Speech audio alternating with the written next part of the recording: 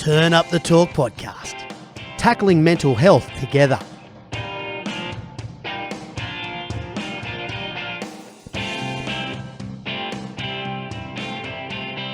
Hey everyone, and welcome back to another episode of Turn Up the Talk. You're joined by Paddy and Lockie. How are you, Lock? I'm good, Paddy. Pretty excited for this one. Yeah, mate, really looking forward to it. Today's episode is brought to you by Radio Hub in Alexandria, where we're filming today's podcast. Our good friends at the Clovelly Hotel and our new partners in Elab. So Elab is a gym that's going to get your body, your mind and everything right, feeling good the way it should. Mark and the team will take care of you. They've got 2 locations, one in Maroubra and one in Waverley, so make sure to check them out. Now, Lockie, you did say you were excited for today's guest. Future immortal, possibly. Future immortal. Great of the game. No doubt in my mind. He's played over 250 NRL games for Melbourne and brought South their first premiership in 43 years. Played for Queensland. He's played for his country. He's played for the Indigenous All-Stars. He's won all kinds of accolades. Greg Inglis, thanks for joining us, mate. How you going? Thanks for having me, guys. What's been going on? Not much. It's, I would say not much, but it's a lot going on at the moment. Started my own academy in 2020. It's been in the pipeline since 2018, 2019. So, yeah, I just wanted to do something outside of football and, started the Goanna Academy up along this help with Rich Digital as well.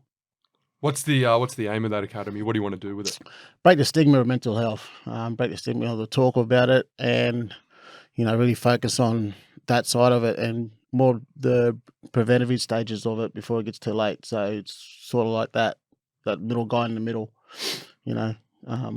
So go around to schools, companies, corporates, businesses, just whatever, just to spread my story and, really get detailed and open and honest with it. And in saying that there, it's making it a bit more personal too, and it helps me along the way, telling my story and talking about it more. You speak about schools. Is it more focused on the youth, the Goanna Academy? Yeah, 13 to 21-year-olds. But saying that, it's across all broads. When I first started this, I really focused on the Indigenous men side of it. And about 2 weeks into it, it was just seen that all ages across all nationalities and within Australia needed it and crying out for help, especially in regional New South Wales and regional areas in Queensland, really regional Australia. So you've just come back from a year over in England. So you retired from the NRL, head over for a year in England. How was that experience? What was it like? Oh, we left here at 26 degrees and landed at -6. So says it all. Yeah, look, it was a wonderful experience. Warrington, the people there are incredible. They made me and my partner welcome, and I also got to play with Jason Clark once again. Obviously played with him out south and won a premiership there with him. But just an opportunity to go up there and experience Super League. Wasn't quite the way it went in the football terms, but everything else was an incredible experience. A lot of people talk about the difference, obviously, between NRL and NRL is sort of known as the best competition in the world. What were the biggest differences you found between the NRL and the Super League? Oh, there's quite a fair bit. To be honest, you got to train in the snow. You got to train on frozen ground. You got to train indoors, picking up the weights. Your hands freeze and you just get that numbing, burning sensation. But yeah, look, I probably didn't quite embrace it as much as I should have. Knowing that I was only going to be there for a short time. But, it's any player out there got the opportunity to go and play. I wish I did it like in my late 20s, to be quite honest. But it is a great experience. And I don't know, all different clubs are different. And I found it, the system about, the top teams and then they got to relegate and, every single year it's playoffs for it. And, in the middle of that in the middle of the season, they got the Challenge Cup. And so, yeah, it's like a grand final inside of grand final, like a competition inside two different competitions. Do you think we should bring in a relegation system to the NRL? Look, I don't think so. I think we just need to really focus on the contract windows of it all. I'll say old heads and that don't like the transfer windows of it all, but that's something that the broader NRL community should have a look at. The guys up top should really hone in on it because, as a player, you don't want your players signing with a rivalry club and then you're sitting there during the week and going out to play against, playing with a guy, knowing that he's signing off. Yeah. So whether he's in there full term or 100% committed, you just never know. They say they are, but there's always tells with their actions, and it just shows that Kikau's there. He's only one player. He's there to play. Yeah. And he's there to give it all, and that's the players you want. But there's other circumstances out there that probably don't end up the way that he does. You speak about the Goanna Academy and your focus on mental health and mental illness, and we'll go into it pretty heavily throughout your career and everything like that. But growing up, was mental illness something you lived with?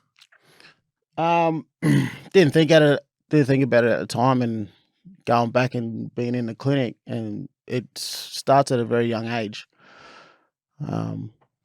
I say young, I mean, like, there's moments in your life, during your lifetime, that things tend to build up, and I moved away from home when I was 15. So there was, a bit of trauma in my early life. But that is what it is, and that's what made me who I am, and I'm happy with that. I'm happy to live with it. I'm happy to share my experience about it. But I think if I didn't go to the clinics that I went to, I wouldn't have known my what I've been diagnosed with. So you speak about the clinics. In 2017, you had a season-ending ACL injury, and you explained it as after that moment, footy was always something that you'd use as a coping mechanism, training and everything like that, being part of a team. All of a sudden that's taken away and you went into a deep depression and you turned to alcohol to mask that pain. You talk us through that period of your life? Yeah, it wasn't great. Never had no major surgeries like that before, so I didn't know how to cope. And when you're injured, and clubs are doing a tremendous job of it now, but when you're injured, you're sort of taken away from the main group, and you're not really feel a part of it. And ACL, I didn't really know how to cope. So, coming out of the ACL, it was alcohol and pain medication mixed together is not a great mix. And then it took me a while to wean off it. But yeah, there was times I was going to rehab and I didn't really want to be there. Just the same cycle over and over. And it's once I did that there and then found my feet and started getting back in the group, I found it rewarding for myself because I've seen the progress happening. It wasn't a great point in my time, but it's a life lesson that I learned. When you were going through that, did you sort of feel as though something was wrong, but you didn't want to reach out, or you didn't quite know? What was that feeling when you were going through those injuries and say you don't want to go into work today? Oh, we're just we're males. Yeah. We don't talk about it. I'm in a brutal sport, so you don't want to even mention anything about it. And that's just the way it was, and you don't talk about it. Like, that's something you just don't talk. You can talk about feelings on the top of the surface, but it's deep, delving deep into it. You go and ask somebody how's the home life, how's work, how's the weather, do you get up to much on the weekend, instead of like actually sitting down and having a deeper conversation, understanding the other person. And you don't do that in footy world. Yeah. And that's, you wake up and it's like, oh, I don't want to go in today, but I have to, because you don't want to let the team down. So you just put on a mask and away you go. So then at that stage, you went into rehab. So you've been into rehab twice, Yep. as I believe. And the first one probably wasn't for you. As you mentioned, you weren't really committed to it fully. Can you talk us through the difference between that first time going and then that second time going, what you learned, how much more you invested into it, and what you learned from both those experiences? If I didn't go to the second one and be fully committed and be fully vulnerable, who knows, I may not have been here today, because I was down in a pretty bad way, in pretty bad shape, downward spiral pretty quick. And if I didn't allow myself, it takes a lot of courage to even walk through those doors. And I felt like I was pushed or forced to go in the first one. The second one, I knew that I needed help. I think that's the biggest difference. I was even looking for a way to escape for the first one in my first stint, but I wasn't going to sessions. I wasn't going speaking to anybody. I was doing my own thing on my own timetable, and that's you don't do that when you go into these places. They say you need to go back 3 times to actually fully understand. And I came out having one goal and not to go back. It was my 3rd time. I didn't want to be that percent. I just wanted to go out there, and that's why I started the academy. Was there a distinct moment that second time you said you wanted to be there? Was there a distinct moment you remembered that you were like, you know what, I need to really help myself now? Just yeah, that those 4 days, 5 days where I went missing and people were ringing up, and I really hurt the ones that are around me, and I didn't even know. People thought I was dead, uncontactable, and it wasn't until my sister came pick me up and I went back home, detox for 2 weeks, and then came down to Sydney and straight in the clinic. It was a really, really turning point for myself, because, like I said, if I didn't do that then, well, then I may not have been sitting here today. You speak about these experiences and sort of what you've had to deal with, but then, we just see the person on TV tormenting us, State of Origin, for so many years, winning grand finals, playing in the biggest games in front of millions of people. How hard is it to sort of put those things aside, and, how important was footy to deal with those feelings? It was easy for me. It was, I talk to people now, and people I've dealt with, reporters, people in the industry, and once they really understand and what I've been through, they turn around and say, yeah, we can notice that now, because you can see, like, some days we look at you and you're there, but you're not fully there. But it was easy for me because that was my job. I knew that's, I love what I'm doing. And, I love it that much that I'm putting the boots back on this season for Maxwell Sea Eagles. So playing this Sunday up home. But again, it was easy for me. That was my routine. I knew what to do, knew how to train, knew how to get my body right, and I'll just turn up and play. Turn up and train, turn up and play, even some days when I don't feel like it. But that's what a team's about. They help you, so you want to be around those guys. We shower together, we see each other butt naked. In the You don't get much closer. Nah. So we there's a special bond inside clubs, and but yeah, it was easy for me to turn up and put on a face and then just go about my business, and then go home and just relax. You speak about that special bond, and you were obviously a part of 2 very special clubs in Melbourne and Souths, and obviously you had a big part on the change room that was there. But is there anyone that you look back, anyone in particular that sticks out as a major friend for you in those tough times, or anyone that you could sort of relate to throughout your time at both clubs? Oh, look, Johnny Sutton's up here, definitely. Jason Clark, and down in Melbourne, it was the old boys, the old heads. Matty Geyer.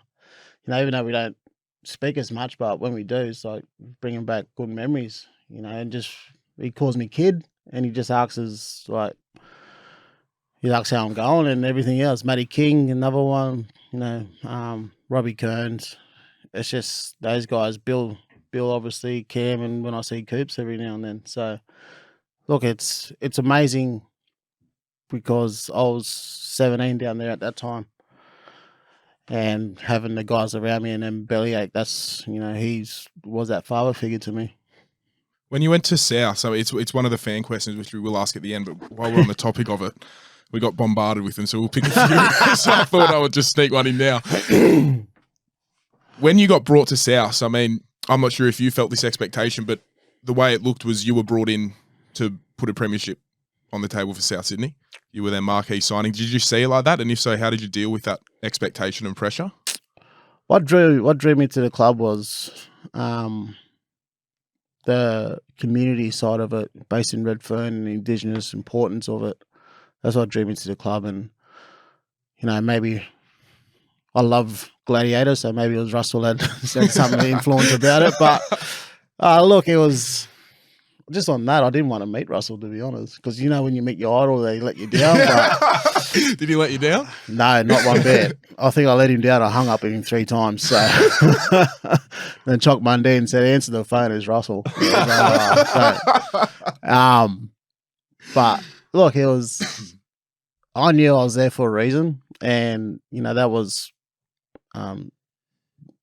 no secret. The club told me, Shane Richardson told me, it's like, look, this is our plan for the next couple of years, and we want you to be a part of it.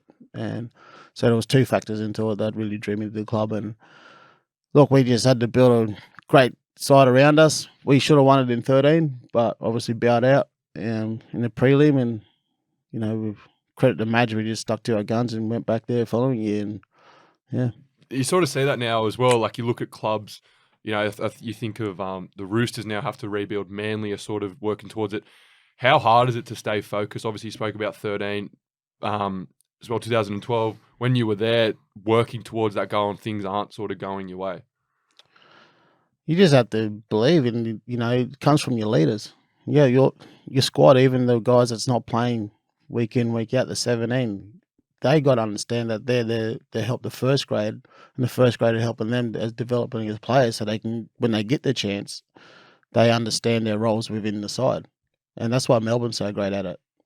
Melbourne's so good at it, doesn't matter who they put in, they could be a 3rd-tier player, but they go in and they just focus on their job. And that's what we did. We did that in Melbourne, did that here at South, and like you said, it's hard to rebuild, and you can see it in the Origin now, where Queensland's rebuilding, where Queensland had that, you know, dominancy for many years, and then now it's New South Wales' turn. You see that over time. You can see that through it. But it just comes down to your leaders and what you believe in. You believe in the system or you don't. Your leaders need to speak up. Your captain needs to speak up if he doesn't agree with it. So you can all be on one page and moving forward as a unit instead of just a couple of boys. It only takes a small percent of boys to derail it, and then it's gone. Also, injuries play a big part. Linking back to sort of mental health and doing some research for this, you sort of quoted a number of times about speaking about the difference between off-season and in-season. And I think a lot of people can sort of, I mean, I resonated with that when you've got some time on your hands, things can sort of spiral. How hard was that for you? And did you come up with anything, you know, in the later years to help you through that off-season period, as you know, when you've got footy week in, week out during the season?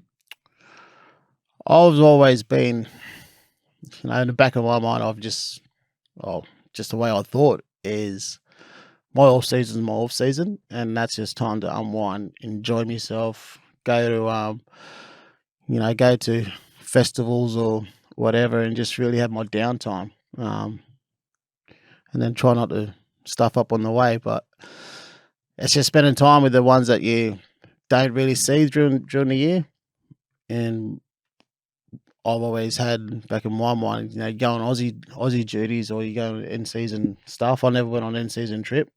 I just wanted to spend time with my family because I moved away from them so young and friends, and just really wanted to relax, enjoy my time. And then when it was time to come back, I came back.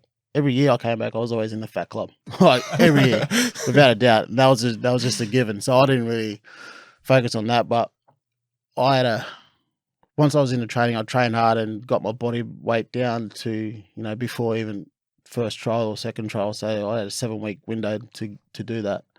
And yeah, fat club helped me. But, you know, I knew that was already coming, you know, so it was nothing new to me. And I think by the end of it, the coaches and S&C coach nutritionists knew how my body was and when I tried to explain to them. So, you know, I never had the best diet, but I knew what worked for my body. Speaking about back in that second rehab stint, you got diagnosed with type 2 bipolar. What was the feeling you got once you got that diagnosis? Was it a feeling of relief almost? And how has that helped since getting that diagnosis? Because speaking to a lot of people, they're scared to have that diagnosis. They technically don't want to have that label on their head, or they don't want to kind of accept the truth. But how did it help you once you found out that's what you were living with? I just wake up brighter. I know, I understand what I have. It's just understanding. It's like with anything. If you don't know something, you're going to be scared of it. But once I got diagnosed, it was it was just remarkable. Like, it was just something that just went out of my head, out of my mind, and never thought about, oh, there's something wrong here. I'll just go back to having a few drinks and then pass out and wake up feeling good. That's not a way to live. And especially in my case, it was it was far from way of living. So once I got diagnosed with that, yeah, it was just a weight off my shoulders, and I understood it more. More I read into it, more meetings I went to with my psych, the better I was. And I just frequently asked questions to understand what was going on in my mind. Once that diagnosis happened, did you notice any changes in the people around you? Yeah, yep. In a great way, not in a bad way. They knew how to understand me more, and I knew how to talk to them more broadly about things. So it wasn't just yeah, okay, and then because it's funny I don't like crowds. I get anxious about crowds and being in crowds, so I pretend I prefer not to go, but I will go just for the sake of going for them. But inside, I just have this anxiety just all over me. But going back to the friends that had around me, they understood me more, and I understood myself more, which made it a lot of people around me better, because they didn't feel like they was on eggshells or wanted to say the wrong thing around me.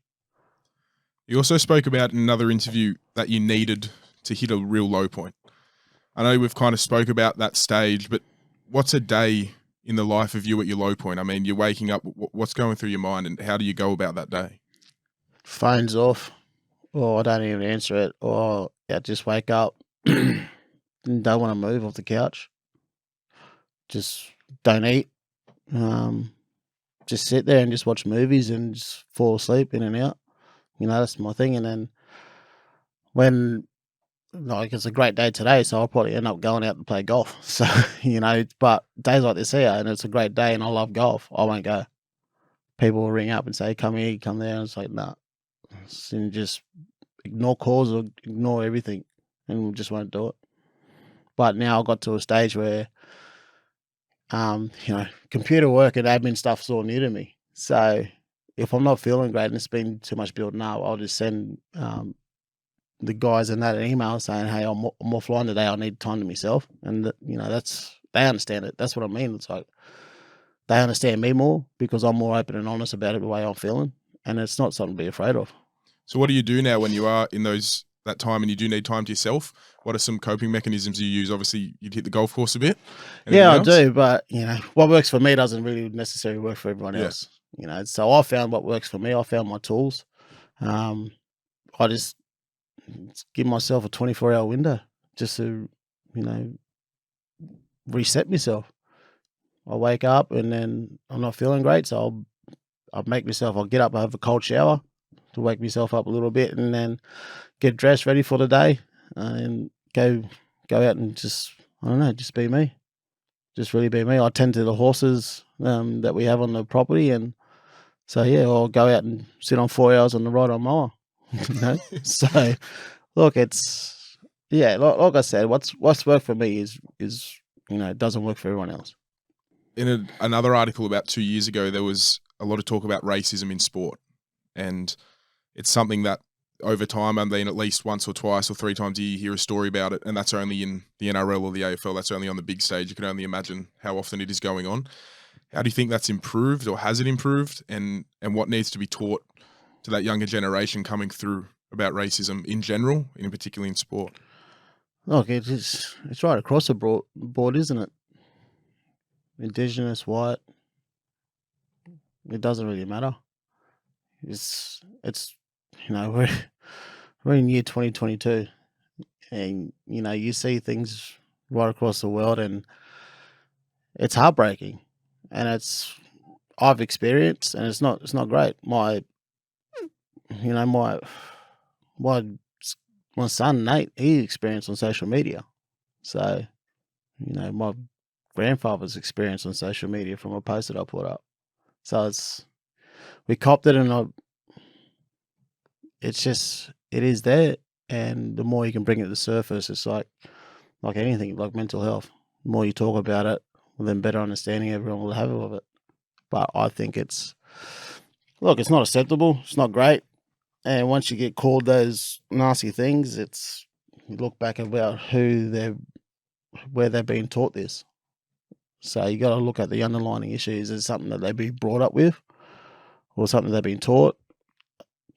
Are they born that way? So who knows? Did they have a bad experience? Who knows? But to go out of your way to racially slur someone because of their heritage is pretty shit, to be honest. Yeah, I think it's obviously more a reflection on that person, you know, and like you said, what they've been taught or what they've grown up with, and holding them accountable and sort of calling it out. And I think that's there's casual racism as well, calling that out and making sure people know that that's not acceptable, and that's how sort of it gets worse, and that's how other people think that it's acceptable as well. You mentioned social media. Did you have accounts when you were playing?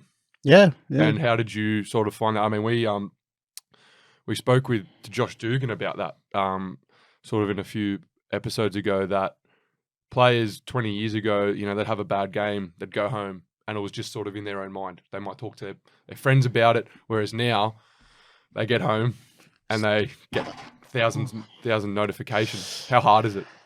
Turn your notifications off. I don't have it on my phone.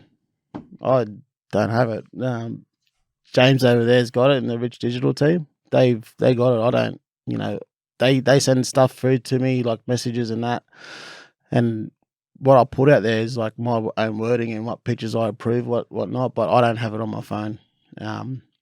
It's great for advertising. It's great for your personal brand. It's terrific. It's just the way this generation's going now with technology and whatever. I'm like my 8-year-old son can work out a phone more than what I can. So, and my daughter, she's cluey and she's going to be a handful when she grows up. So, but yeah, I never really looked into that side of it. I knew myself if I had a bad game or if I didn't, and the only thing that mattered to me was, was it up to the team standard? Was it up to my peer standards, the way I played? It's like people looked at the way I played and it's like, oh, he didn't give his best, but it might have been, just enough. Yeah. But no, I reckon I don't really give a fuck, to be honest. I really couldn't care. It's like people want to put their 2 cents worth in. It doesn't bother me. It's what off my back. Yeah, I just need to worry about. Still do. I just need to worry about what's going on in my life, and in terms of playing week in, week out, it was the ones that take the field with me, that lace up the boots next to me. That's who I had to apply myself for. Yeah, it's a good mindset on it. Speaking of a team and everything like that, we had another guest question. So obviously we've been speaking about the downsides of your career. Let's bring it up a bit. That 2014 grand final in particular for South. What was that feeling like when that final siren went? It was emotionally because it was, 43-year drought that we just broke, and we should have broken it the year before. And we just rode that wave of emotion for, those 3 years to get there.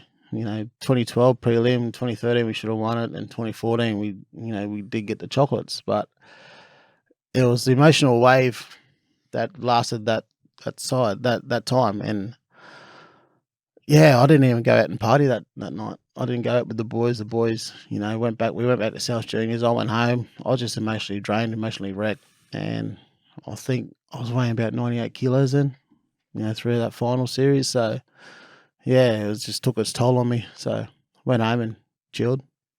It's a massive achievement. Do you understand you speak about it and you break the drought and everything, but do you comprehend how big it is? I mean, we're Roosters fans, so it's still big for us, but my whole family's South, and my grandpa, my uncle, so they remind me of it quite frequently. But do you understand how much it means to the fans and the club?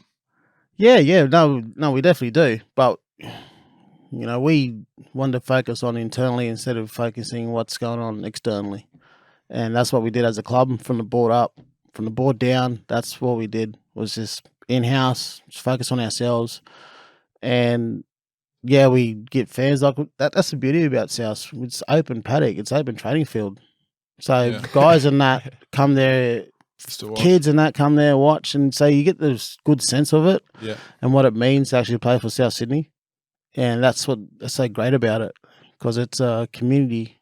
It's just a community involvement that really gets the boys going. It's like, turn up, my body's sore. It was like thing, but then you see a little kid, and that's travelled all the way from, I don't know, Orange or somewhere, Tamworth, somewhere at the back of a 5-hour trip, Yeah. bringing his South kid on with his mum and dad. that's awesome. So you get a real sense of it. How important was Sam Burgess to that team? Oh, he was, enormous. I've seen some great front rowers, but he's definitely up there. He's one of the hardest men,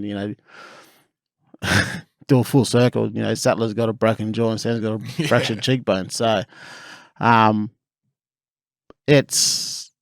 went up to him and said to him, I said, look, it's all right, but I've got your back, and we'll need you. And I think there's a clip of it, and I just asked if he's okay, and he just said, yeah, I think I broke my cheekbone. I said, oh, shit happens. No, I didn't say that. He just said, I'm not going off. I said, all right, I'll look up. Yeah, we'll look after you. Not I'll look after you. I said, we will all look after you. And that's what a team does. It's funny you said that. My dad's South fan.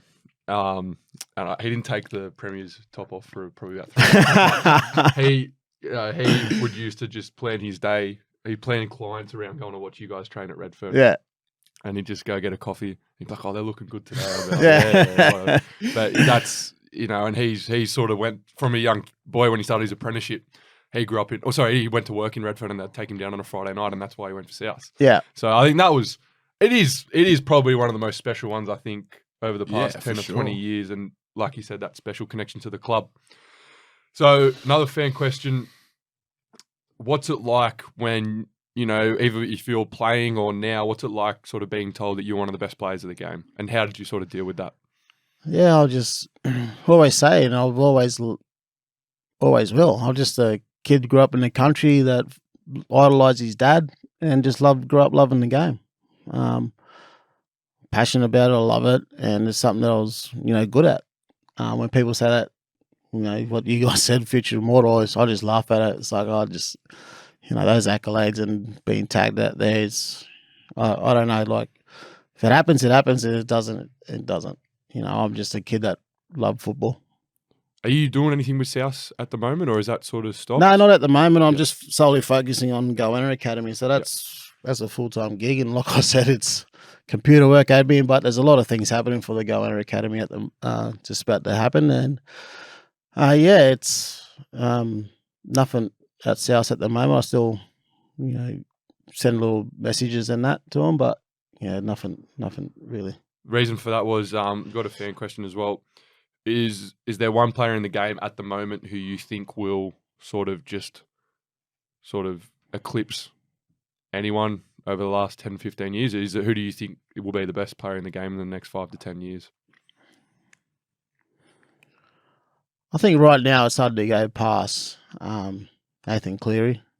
I think he's just, for a young kid, he's, what is he, 23? Yeah. Something like that. Well, I'm 36, so yeah, he's pretty. Look, he's got a level head. You can see he's got the smarts of football. You can see he's got the smarts of a halfback. And what they're doing at Penrith there is remarkable. Isaiah Yeo's doing a tremendous job for him, but I think Nathan Cleary in the next 8 to 10 years, injury free, he'll be talked about up there with a couple of the greats halfbacks of our game. The Koori knockout, which you've played in a few times. We've got a fan question about that. So they want to know about the Wall Street Warriors. So this fan mentioned that most NRL players go and play, and they're normally in stacked teams. But the Wall Street Warriors wasn't quite that.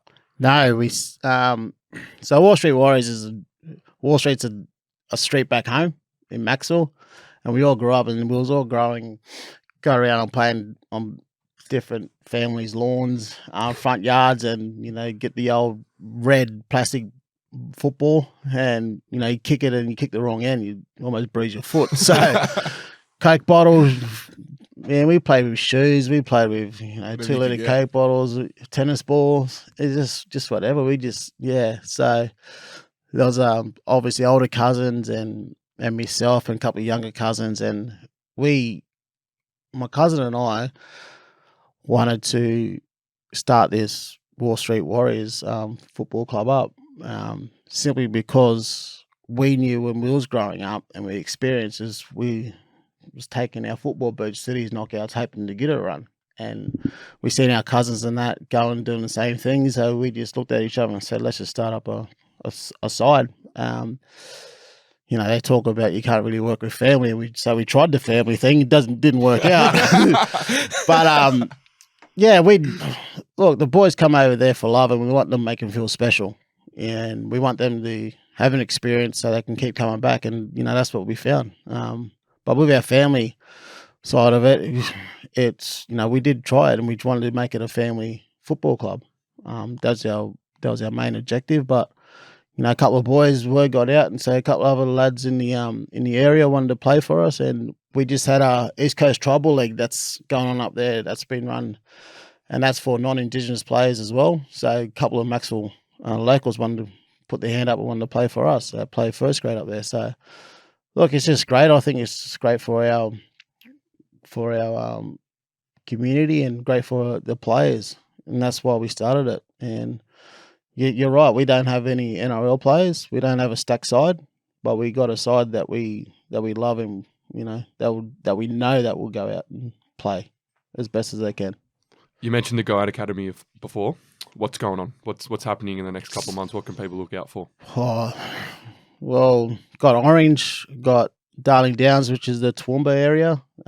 Each area I'll go to is a 3 to 4 day session. So we've got Frank Baxter Youth Centre up in Central Coast, got Central Coast itself. So got to break that up into two. It's a big region, one north and one south, and then got 3 visits up in the MacArthur, which is up in Northern Territory. So fly to Darwin, got an hour flight out of Darwin, hour and a half out of Darwin, then 40-minute car ride to get to a mine. So yeah, and look, there's a lot of things that's going to happen, but there's going to be a lot of traveling at the moment. But it's look, I've got a great team around me, and they help me out a lot to secure these things in these regions. So I'm also looking to go to Bracken Hill early next year. So when I talk about regional New South Wales or regional Australia, these are the places I'm talking about, because these places are really crying out for help, these regions and these communities.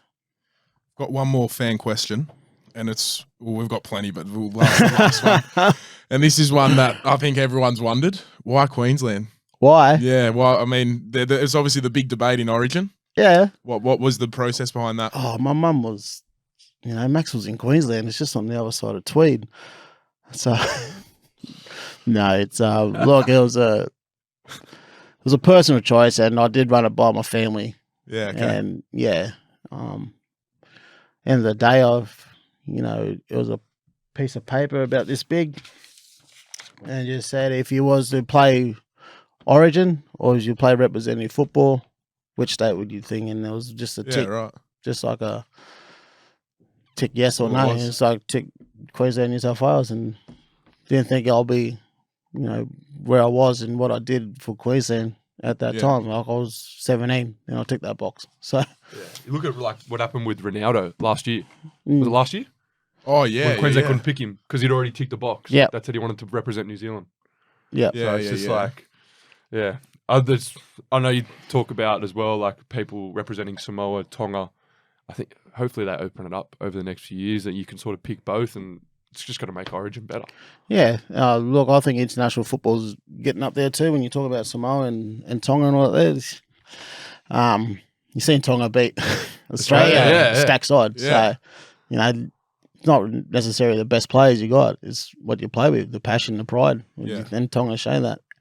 I think international football is going to get better, but, I'm not one to sit here and make up the rules because I pretty much changed the eligibility for it. So, I'm not going to comment on that.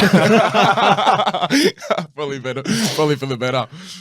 What about just 3 tips, just as we're closing off, 3 tips for someone who's in a dark place, struggling with depression, anxiety, whatever it may be, bipolar, any mental illness, like you said, not everything works for everyone. What are 3 tips of advice you can give? Yeah, like another thing, like for me, and I found in very important Indigenous culture is, best thing I did was I went back home as much as I could. Went back on my land, went back and spent time in the bush, went back and did ceremony.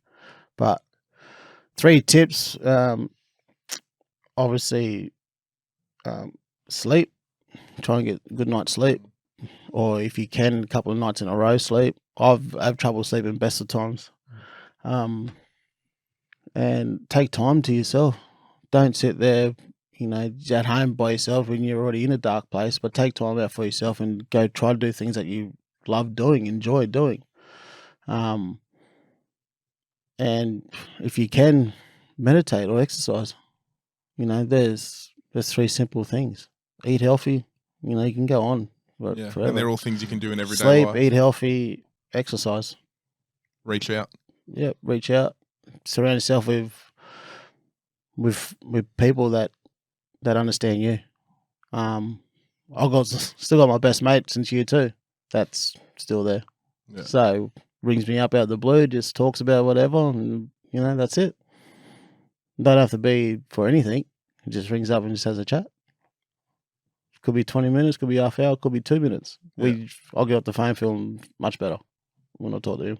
It's just, like I said, it could be 5 minutes, could be less. But he just rings up out of the blue and just, all right, I'm with my day. I was like, all right, see ya. Yeah, So, it's good. You need a friend like that, don't Yeah. you? It's important. I want to thank you so much for joining us today, mate. I want to wish you all the best for everything in the Goanna Academy.